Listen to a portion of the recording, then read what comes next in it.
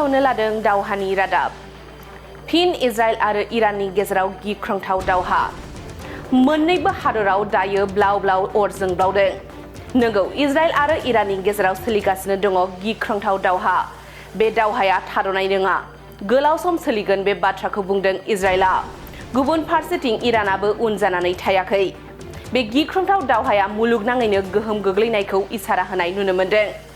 थांनाय 13 जुन खालि हरनि समाव इराना इजराइलनि बेरेखायै फिन साजा होनानै अख्रांजों गाग्लोबदों, जायनि फिथाइ महरै जेरुजालेम आरो हादरनि मोननै बयनिख्रुइबो देरसिन नोगोर टेल आविभआव बेरफ्रुनाय खोनानो मोन्दोंमोन। इराना जेरुजालेम आरो टेल आविभखौ नोजोर होनानै मिसाइल गाग्लोबनायजों इजराइलनि बेरेखायै फिनजाथाय होदों। इजराइलनि रौनिया हानजाया फोरमायदों इराना 100निबो बांसिन मिसाइलफोर हगारदोंमोन, नाथाय बांसिनानो होबथाजादोंमोन एबा गावसिनि थांखिसिम सौहैयाखैमोन। इउएस मावख'गिरिफोरनि बादिब्ला इउएस रौनिया हानजाया इजराइलनि फारसे बिथोन होजानाय इरानी मिसाइलफोरखौ होबथानायाव हेफाजाब होदोंमोन।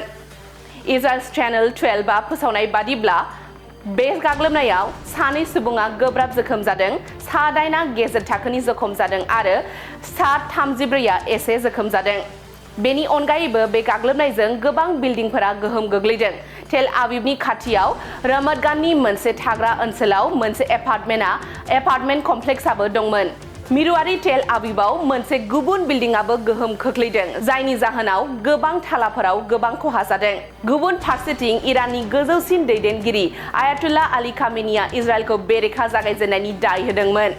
सासे गोजौ थाखोनि इराननि मावख'गिरिया गोख्रों रावजों बुंदोंमोन इजराइलाव मोनसेबो जायगाया रैखाथि गोनां जानाय नङा आरो फिन साजा होनाया गोब्राब जागोन। मख'नो गोनांदि इराननि इउएन थान्दै आमिर शैर इरावानीआ फोरमायदों इरानाव इजराइलनि गाग्लोबनायाव गोजौ थाखोनि रौनिया मावख'गिरिफोरजों लोगोसे 78 सुबुंफोरा जिउ गोमादोंमोन आरो 320निबो बांसिन सुबुंफोरा गोब्राब जोखोम जादोंमोन, जेराव बांसिनानो नोगोरारिफोरमोन। बेनिनो फिनजाथाय होनो इरानाबो इजराइलखौ गाग्लोबफिनदों, जायनि जाहोनाव फिन गिख्रंथाव दावहाया सोलिगासिनो दङ। बे दावहाया इयुनाव मा महर लागोन बेखौ फैबाय थानाय समासो फोरमायसिगोन।